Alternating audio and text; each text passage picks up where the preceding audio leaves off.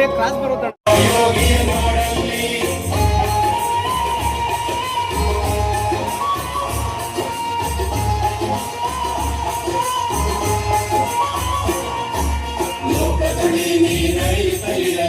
ಘಟ್ಟದಲ್ಲಿ ಬಿಜೆಪಿ ಪಕ್ಷವನ್ನ ಗಟ್ಟಿಯಾಗಿ ಕಟ್ತೀವಿ, ಎಲ್ರಿಗೂ ಸಹ ಒಂದು ಆತ್ಮಸ್ಥೈರ್ಯ ಬರ್ತದೆ ಅನ್ನೋದ ಒಂದು ಎಲ್ಲರ ಒಂದು ಒತ್ತಾಸೆ ಆಗಿತ್ತು. ನಮ್ಮ ಈ ಭಾಗದ ಮುಖಂಡರ ಒಂದು ಆಶೀರ್ವಾದ, ಕಾರ್ಯಕರ್ತರ ಒಂದು ಶ್ರಮದಿಂದ ಇವತ್ತಿನ ದಿವಸ ನಮ್ಮ ಶಿಡ್ಲಘಟ್ಟ ವಿಧಾನಸಭಾ ಕ್ಷೇತ್ರಕ್ಕೆ ಜಿಲ್ಲಾಧ್ಯಕ್ಷರ ಒಂದು ಸ್ಥಾನಮಾನವನ್ನ ನಮ್ಮ ಹೈಕಮಾಂಡ್ ಲೆವೆಲ್ ಇಂದ ಕೊಟ್ಟಿದ್ದಾರೆ. ಇವತ್ತು ಪ್ರತಿ ಹಳ್ಳಿಯಲ್ಲೂ ಹೇಳ್ತಾ ಇದ್ದಾರೆ, ಪ್ರತಿ ಪಂಚಾಯತಿಯಲ್ಲೂ ಹೇಳ್ತಾ ಇದ್ದಾರೆ, ಪ್ರತಿ ಹೋಬಳಿಯಲ್ಲೂ ಹೇಳ್ತಾ ಇದ್ದಾರೆ, ಅಣ್ಣ ನಮಗೆ ಬಿಜೆಪಿ ಅಂದ್ರೆ ಪ್ರಾಣ, ನಮ್ಮ ವಿಶ್ವನಾಯಕ ನರೇಂದ್ರ ಮೋದಿ ಅಂದ್ರೆ ಪ್ರಾಣ, ನಮ್ಮ ದೇಶವನ್ನ, ನಮ್ಮ ಧರ್ಮವನ್ನ, ನಮ್ಮ ಸನಾತನ ಧರ್ಮವನ್ನ ಉಳಿಸ್ತಕ್ಕಂತ ಕೆಲಸ ಮಾಡ್ತಾ ಇದ್ದಾರೆ ಮಹಾತ್ಮ ಅವರು ಅಂತ ಹೇಳಿದ್ರೆ ನಮ್ಮ ಎಲ್ಲರಲ್ಲೂ ಸಹ ಬಿಜೆಪಿ ಅಂತ ಹೇಳಿದ್ರೆ ಒಂದು ಪ್ರಾಣವನ್ನೇ ಇಟ್ಕೊಂಡಿದ್ದಾರೆ ಈ ಭಾಗದ ಜನ. ಆದ್ರೆ ಇಲ್ಲಿ ಗಟ್ಟಿಯಾಗಿ ಅವರಿಗೆ ಬೆನ್ನೆಲುಬಾಗಿ ನಿಲ್ತಕ್ಕಂತ ಒಂದು ಅವಕಾಶ ತುಂಬಾ ಕಡಿಮೆ ಇತ್ತು ಇಷ್ಟು ದಿನ. ಆದ್ರೆ ಕೊನೆ ನಮ್ಮ ಮುನ್ಸಾಮಣ್ಣವರು ಏನೆಲ್ಲ ಕಾರ್ಯಗಳು ಮಾಡಿದ್ದಾರೆ ನೀವು ನೋಡಿದ್ರಿ.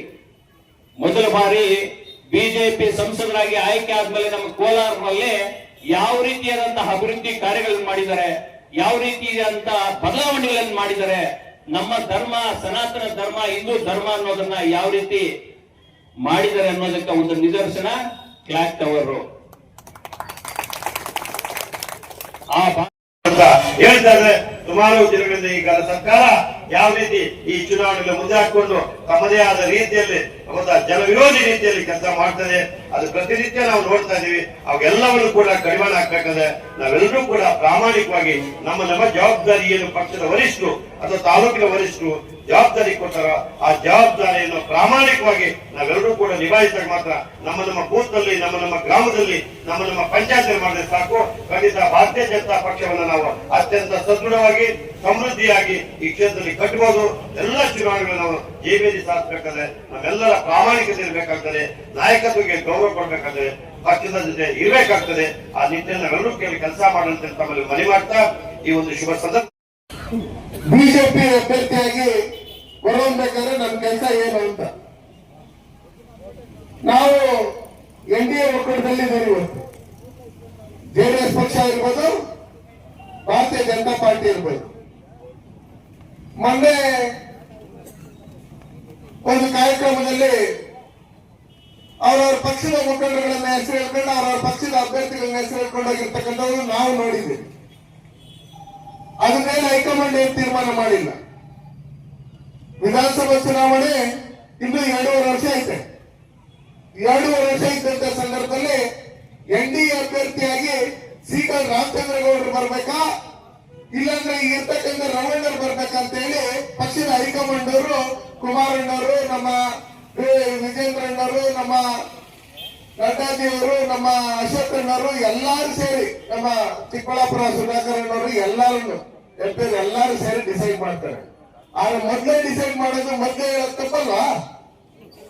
ಹಂಗಾಗಿ ಅವ್ರು ಹೇಳ್ಬಿಟ್ಟಿದ್ದಾರೆ ಇಲ್ಲಿ ಪರವಾಗಿಲ್ಲ ಎಷ್ಟು MLA ಕ್ಯಾಂಡಿಡೇಟ್ ಅಂತ, ಏನ್ ತಪ್ಪೇನಿಲ್ಲ.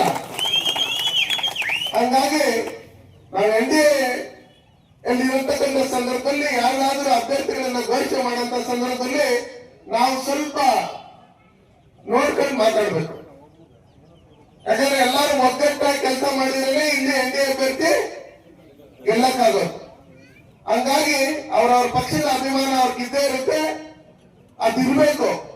ಅದ್ರ ಜೊತೆಲಿ ನಾವೇನ್ ಮಾಡ್ಬೇಕಂದ್ರೆ, ಈಗಿರ್ತಕ್ಕಂಥ ಕಾಂಗ್ರೆಸ್ ಸರ್ಕಾರ ಭ್ರಷ್ಟ ಕಾಂಗ್ರೆಸ್ ಸರ್ಕಾರ. ನಿಮ್ಗೆಲ್ಲ ಗೊತ್ತು, ಎಲ್ಲ ಗ್ಯಾರಂಟಿಗಳು ಅಂತ ಹೇಳಿದಾದ್ಮೇಲೆ ಎಷ್ಟೊಂದು ಜನ ಓಟ್ ಹಾಕ್ಬಿಟ್ಟಿದ್ದೀವಿ. ಏನೋ ಬರ್ತಾವಪ್ಪ, ಏನು ಮನೆಗೆ ಎಲ್ಲಾರ್ಗೂ ಸೇರಿದ್ರೆ 5 ಜನ ಇದ್ರೆ ಒಂದು 10,000 ರೂಪಾಯಿ ಬಂದ್ಬಿಡ್ತದೆ, ಕೆಲ್ಸಕ್ಕೆ ಹೋಗಿಲ್ಲ ಅಂದ್ರೆ ಜೀವನ ಮಾಡ್ಬೋದಲ್ಲ ಅನ್ನೋ ಲೆಕ್ಕಾಚಾರದಲ್ಲಿ. ಅವ್ರು ಗೊತ್ತಿಲ್ಲ, ಎಣ್ಣೆಯಿಂದ ಹಿಡಿದು ದೀಪಕ್ ಹಾಕೋ ಎಣ್ಣೆ, ಈ ಎಣ್ಣೆಯಿಂದ ಹಿಡಿದು, ನೀರಿಂದ ಹಿಡಿದು, ಕರೆಂಟ್ ಬಿಲ್ ಇಂದ ಹಿಡಿದು, ಪೆಟ್ರೋಲ್ ಇಂದ ಹಿಡಿದು, ಡೀಸೆಲ್ ಇಂದ ಹಿಡಿದು, ತರಕಾರಿಯಿಂದ ಹಿಡಿದು, ಇಲ್ಲಿ ಬೀದಿ ಬದಿಯಲ್ಲಿ ಏನು ತರಕಾರಿ ಇನ್ನೊಂದು ಮತ್ತೊಂದು ಫೋನ್ ಪೇ ಇಟ್ಕೊಂಡು ಇದ್ರಿಗೆ ಇದಾಕೋಣ ಅನ್ನೋ ಲೆಕ್ಕಾಚಾರ ಹೇಳ್ತಾರೆ. ಎಲ್ಲರಿಗೂ ರೇಟ್ ರೈಸ್ ಮಾಡಿ ಇವತ್ತು ಆ ಬೀದಿ ಬದಿಯಲ್ಲಿರ್ತಕ್ಕಂಥ ಅಂಗಡಿಗಳವರು ಅವ್ರಿಗೆ ಇಡೀ ಶಾಪ ಆಗ್ತಾ ಇದ್ದಾರೆ. ನಾವೇನಾದ್ರು ಇಂಥ ಶಾಪದ ಹಾಕೊಳ್ಳಂತ ಸಂದರ್ಭದಲ್ಲಿ ನಾವೇನಾದ್ರು ಒಂದೇ ಒಂದಿನ ಅಧಿಕಾರದಲ್ಲಿ ಕುತ್ಕೊಂತ ಇಲ್ಲ, ರಾಜೀನಾಮೆ ಕೊಟ್ಬಿಟ್ಟು ಬಲೆ ಕೊಡ್ತಾ ಇದ್ರಿ. ಮಾನ ಮರ್ಯಾದೆ ಇದ್ರೆ ಆ ಮಾನ ಮರ್ಯಾದೆ ಕಾಂಗ್ರೆಸ್ ಪಾರ್ಟಿಯಲ್ಲಿರ್ತಕ್ಕಂಥ ಮುಖ್ಯಮಂತ್ರಿಗಳಿಗೆ, ಆ ಪಕ್ಷದ ಮುಖಂಡರಿಗಿಲ್ಲ. ಮೊದಲನೇ ಒಂದು ಹೋಬಳಿ ಮಟ್ಟದ ಸಂಘಟನಾ ಪರ್ವ ತೀರ್ಮಾನ ಮಾಡಬೇಕಂತ ನಾವೆಲ್ಲ ತೀರ್ಮಾನ ಮಾಡಿಕೊಂಡು ಮೊದಲನೇದಾಗಿ ಶಿಡ್ಲಘಟ್ಟ ವಿಧಾನಸಭಾ ಕ್ಷೇತ್ರದಿಂದ ಸ್ಟಾರ್ಟ್ ಮಾಡೋಣ ಅಂತ ಮನೆ ಶ್ರೀಕಂಠೇಶ್ವರ ಹೋಬಳಿ ಕೆಂಚಾರಹಳ್ಳಿ ಆಯಿತು. ಇವತ್ತು ಸಾದಲಿ ಬಸಟ್ಟಹಳ್ಳಿ ಜಿಬ್ಬೂರಹಳ್ಳಿ ಗ್ರಾಮದಲ್ಲಿ ಇವತ್ತು ಆಯೋಜನೆ ಮಾಡಿದ್ದೀವಿ. ಇನ್ನೊಂದು 4-5 ದಿವಸದಲ್ಲಿ ಕಸಬಾ ಹೋಬಳಿನಲ್ಲಿ ಮಾಡ್ತೀವಿ, ಮತ್ತೆ ಜಂಗಕೋಟೆ ಹೋಬಳಿ ಮುಗಿಸ್ಕೊಂಡು ನಾವು ಮತ್ತೆ ಶಿಡ್ಲಘಟ್ಟ ವಿಧಾನಸಭಾ ಕ್ಷೇತ್ರ ಅದ್ದೂರಿಯಾದ ಒಂದು ಕಾರ್ಯಕ್ರಮ ಮಾಡಿ ಮತ್ತೆ ಚಿಂತಾಮಣಿ, ಗೌರಿಬಿದನೂರು, ಬಾಗೇಪಲ್ಲಿ, ಚಿಕ್ಕಬಳ್ಳಾಪುರ ಏಕೈಕ ನಾಯಕರು. ಮುಂಚಾಮಪ್ಪನವರ ಆದರ್ಶಗಳನ್ನ ನಾವು ಕೂಡ ಸಾಕಷ್ಟು ಕೇಳ್ತಾ ಇದ್ವಿ, ಓದ್ತಾ ಇದ್ವಿ, ನೋಡ್ತಕ್ಕಂಥ ಅವಕಾಶ ನಮ್ಗಿರ್ಲಿಲ್ಲ. ಆದ್ರೆ ಇವತ್ತು ಅವರ ಹಾದಿಯಲ್ಲಿ ಇವತ್ತು ರಾಜಣ್ಣವರು ಕೂಡ ಅವ್ರು MLA ಆಗಿರ್ಬೇಕಾದ್ರೆ 5 ವರ್ಷ ವಿರೋಧ ಪಕ್ಷದಲ್ಲಿ ಅವರು ಈ ಕ್ಷೇತ್ರದನ್ನ 7ನೇ ಸ್ಥಾನಕ್ಕೆ ತಗೊಂಡ್ಬರ್ತಕ್ಕಂಥ ಕೆಲಸ ಮಾಡಿರ್ತಕ್ಕಂಥ ಕೀರ್ತಿ ಅವ್ರಿಗಿದೆ. ಅದ್ರ ಜೊತೆಗೆ ನಮ್ಮ ಈ ಕ್ಷೇತ್ರಕ್ಕೆ ನಾನು ಆಯ್ಕೆ ಮಾಡಿಕೊಂಡು ನಾನೊಂದು ಇಲ್ಲಿ ಅಭ್ಯರ್ಥಿಯಾಗಿ MLA ಆಗ್ಬೇಕು ಅಂತ ಮಾತಾಡ್ಬೇಕಾದ್ರೆ ಯಾರೊಬ್ಬರು ಹೇಳಿಲ್ಲ ನೀನು ಅಲ್ಲಿ ಹೋಗ್ಬೋದು ಕೆಲಸ ಮಾಡ್ಬೋದು. ಒಬ್ಬ ವ್ಯಕ್ತಿ ಕೂಡ ಹೇಳಿಲ್ಲ. ಯಾಕಂದ್ರೆ ಸಾಕಷ್ಟು ವರ್ಷಗಳಿಂದ ಇವತ್ತು ಇಲ್ಲಿ ಏನು ನೆಲೆ ಬಿದ್ದಿರ್ತಕ್ಕಂಥ ನೆಲವಾಸಿಲಿರ್ತಕ್ಕಂಥ ಕಾಂಗ್ರೆಸ್ ತಳಮಟ್ಟದಿಂದ ಅವತ್ತಿಂದ ನಮ್ಮ ಲೀಡರ್ಗಳು ಒಂದ್ಸರಿ ನಂಬಿದ್ರೆ, ನಂಬಿಕೆ ಇಲ್ಲಿ ಯಾವ್ದಾದ್ರು ಒಂದು ಕ್ಷೇತ್ರ ಇರ್ತಕ್ಕಂಥ ಕ್ಷೇತ್ರ ಅಂತ ಹೇಳಿದ್ರೆ ದುಡ್ಡು ಕಾಸು ಏನು ಎಕ್ಸ್ಪೆಕ್ಟ್ ಮಾಡ್ದಿರೋ ದುಡ್ಡುಗಳು ಕೊಟ್ಟು ಗೆಲ್ಲಿಸ್ತಕ್ಕಂಥ ನಿದರ್ಶನ ಇಲ್ಲಿದೆ. ಈ ಕ್ಷೇತ್ರದಲ್ಲಿ ದುಡ್ಡು ಕೊಟ್ಟು ಗೆಲ್ಲಿಸತಕ್ಕಂಥ ನಿದರ್ಶನ ನಿಮ್ಮ ಮುಂದೆ ಇದೆ. ರಾಜಣ್ಣವರು ಯಾರು ಒಬ್ಬರೇ ದುಡ್ಡು ಕೊಟ್ಟು ರಾಜಕಾರಣ ಮಾಡಿದವರಲ್ಲ. ಆ ತರ ಕ್ಷೇತ್ರ ಈ ಕ್ಷೇತ್ರ ಸ್ವಾಭಿಮಾನ ಕ್ಷೇತ್ರ. ಈ ಕ್ಷೇತ್ರ ಅಡಿಪಾಯಿಗೆ ಬಿದ್ದೋಗ್ಬಿಡ್ರಿ ಜಿಲ್ಲೆ. ಯಾವ ಅಭಿವೃದ್ಧಿ ಕಾರ್ಯಕ್ರಮಗಳು ಇಲ್ಲ. ಸಾಕಷ್ಟು ಹಳ್ಳಿಗಳಿಗೆ ಇದುವರೆಗೂ ಇನ್ನ ರಸ್ತೆಗಳು ಇಲ್ಲ. ನಾನು ಎಸ್ಟೇಟ್ಗಳಿಗೆ ಹೋಗ್ಬೇಕಂತ ಹೇಳಿದ್ರೆ ಗಡಿಮಿಂಚಣೆ ಒಳಗಡೆಯಿಂದ ಹೋಗ್ಬೇಕಾದ್ರೆ ಎಲ್ಲ ರೋಡ್ ಒಳಗಡೆಗೆ ಕತ್ತಲೆಗಳು ಮುಳ್ಳುಗಳು ಇನ್ನ ದಾರಿಗೆ ಅದು ಕೂಡ ಕ್ಲೀನ್ ಮಾಡಿಲ್ಲ. ಅದ್ರ ಗುಂಡಿಗಳು ಕೂಡ ಮುಚ್ಚಿಲ್ಲ. ಆಗ್ತಕ್ಕಂಥ ಪರಿಸ್ಥಿತಿ ನಮ್ಮ ಈ ಒಂದು ಕ್ಷೇತ್ರದಲ್ಲಿರ್ತಕ್ಕಂಥದ್ದು. ನನ್ನ ಒಂದೇ ಧ್ಯೇಯ, ದೇಶದಲ್ಲಿ 1-2 ಇರ್ತಕ್ಕಂಥ MP ಬಿಜೆಪಿಯಲ್ಲಿ ಇವತ್ತು ನಮ್ಮ ಇಡೀ ದೇಶ ಕೇಸರಿಮಯ ಆಗಿದೆ, ಬಿಜೆಪಿ ಆಗಿದೆ. ಎಲ್ಲೋ ಅಲ್ಲೋ ಇಲ್ಲೋ ಸ್ವಲ್ಪ ಕಾಂಗ್ರೆಸ್ ಮೊಳಕೆ ಇದೆ. ಆ ಕಾಂಗ್ರೆಸ್ ಗಿಡ ಕಿತ್ತಾಕ್ತಕ್ಕಂಥ ಕೆಲಸ ನಾವಿವತ್ತು ಈ ಶಿಡ್ಲಘಟ್ಟದಲ್ಲಿ ಕೂಡ ಮಾಡಬೇಕು. ಕೆಲಸ ಮಾಡ್ಬೇಕಂದ್ರೆ ನಮ್ಮ ಶಿಡ್ಲಘಟ್ಟನ ಉದ್ಧಾರ ಮಾಡ್ತಕ್ಕಂಥ ಕೆಲಸ ಮಾಡ್ತಕ್ಕಂಥ ಹಣ ತೊಟ್ಟು ಇಲ್ಲಿರ್ತಕ್ಕಂಥ ಬಿಜೆಪಿ ಸರ್ಕಾರನ ತಗೊಂಡು ಕೆಲಸ ಮಾಡಬೇಕು ಅಂತ ನಾನು ಇವತ್ತು ಸಾಕಷ್ಟು ಬಿಜೆಪಿ ಮೆಂಬರ್ಶಿಪ್ ಮಾಡಾಕ ಊರೂರು ಹೋದಾಗ ಯಾರು ಕೇಳಿದ್ರು ಬಿಜೆಪಿ ಮೆಂಬರ್ಶಿಪ್ ಕೊಡಲ್ಲ ಅಂತ ಹೇಳಿಲ್ಲ. ಪಕ್ಷ ಯಾವ್ದು ಇರ್ಬೋದು, ಪಕ್ಷಕ್ಕೆ ಓಟ್ ಯಾವ್ದೇ ಹಾಕಿರ್ಬೋದು. ಕೆಲವು ನಾಯಕರು ದಿಟ್ಟವಾಗಿ ಕಾಂಗ್ರೆಸ್ ಇರ್ಬೋದು, ಬೇರೆ ಪಕ್ಷ ಇರ್ಬೋದು ಇರ್ತಾರೆ. ಆದ್ರೆ ಅವ್ರು ಬಿಟ್ಟರೆ ಮತದಾರರು ಇದೇ ಕ್ಷೇತ್ರದಲ್ಲಿ ಬಿಜೆಪಿಗೆ MP ಚುನಾವಣೆ ಬಂದಾಗ ಮೆಜಾರಿಟಿ ಕೊಟ್ಟಿರ್ತಕ್ಕಂಥ ಕ್ಷೇತ್ರ ಅಂದ್ರೆ ಬಿಜೆಪಿ ವೋಟರ್ಸ್ ಇರ್ತಕ್ಕಂಥ ಕ್ಷೇತ್ರ.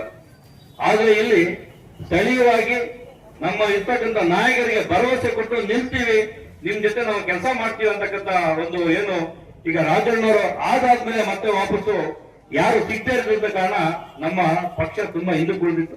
ಇವತ್ತು ನಮ್ಮ ಪಕ್ಷ ಕಟ್ಟತಕ್ಕಂಥ ಕೆಲಸ ದೊಡ್ಡ ಮಟ್ಟಕ್ಕೆ ಮಾಡಬೇಕು ಅಂತ ನಮಗೆ ಜಿಲ್ಲೆಯಲ್ಲಿ ಕೂಡ ಒಂದು ನಮ್ಗೆ ಜವಾಬ್ದಾರಿ ಕೊಟ್ಟಿದ್ದಾರೆ.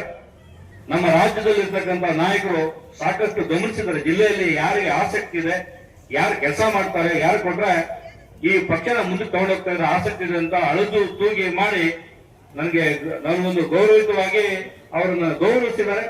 ನನ್ನ ಸ್ಥಾನಕ್ಕೆ ಕೊಟ್ಟಿರ್ತಕ್ಕಂಥ ಏನು ಅವರು ಜವಾಬ್ದಾರಿ ಕೊಟ್ಟಿದ್ದಾರೆ ಅದಕ್ಕೂ ಕಾಲಿಗೆ ಚಕ್ರ ಕಟ್ಕೊಂಡು ನಮ್ಮ ಪಕ್ಷನ ಈ ಸರಿ ಶಿಡ್ಲಘಟ್ಟದಲ್ಲಿ ಮೊದಲನೇ ಆದ್ಯತೆಗೆ ಕೆಲಸಕ್ಕಂತ ತಾವೆಲ್ಲ ಒಂದೊಂದು ಬೂತ್ ಅಲ್ಲಿ ಕೂಡ ಆ ಬೂತ್ ಕಮಿಟಿಯಲ್ಲಿ ಇರ್ತಕ್ಕಂಥವ್ರು ಒಬ್ರು 10 ಜನ ಬೂತ್ ಕಮಿಟಿಯಲ್ಲಿ ಒಬ್ಬೊಬ್ರು 20 ಓಟು 30 ಓಟು 50 ಓಟು ಹಾಕಿದ್ರೆ ಸಾಕು. ನಾವು ಇಲ್ಲಿ ಗೆಲ್ತಕ್ಕಂಥ ಕೆಲಸ ಆಗುತ್ತೆ. ತಾವೆಲ್ಲ ಏನಿಲ್ಲ, ಒಂದು ಬೂತ್ ಅಲ್ಲಿ ಒಂದು ಬೂತ್ ಕಮಿಟಿಯಲ್ಲಿ ಇರ್ತಕ್ಕಂಥ ಒಬ್ಬರ ಜವಾಬ್ದಾರಿ ಕೇವಲ 20, 30, ಒಂದು 5-6 ಫ್ಯಾಮಿಲಿ 10 ಫ್ಯಾಮಿಲಿ ಜವಾಬ್ದಾರಿ ತಾವು ದಯವಿಟ್ಟು ತಗೊಂಡು ಮುಂದಿನ ದಿನಗಳಲ್ಲಿ ಹೆಚ್ಚು ಮತ ಗಳಿಸಿಕೊಂಡು ಬಿಜೆಪಿ ಗೆಲ್ತಕ್ಕಂಥ ನಾವೆಲ್ಲ ಒಟ್ಟೊಟ್ಟಿಗೆ ಬೂತ್ ಮಟ್ಟದಲ್ಲಿ ಕೆಲಸ ಮಾಡೋಣ.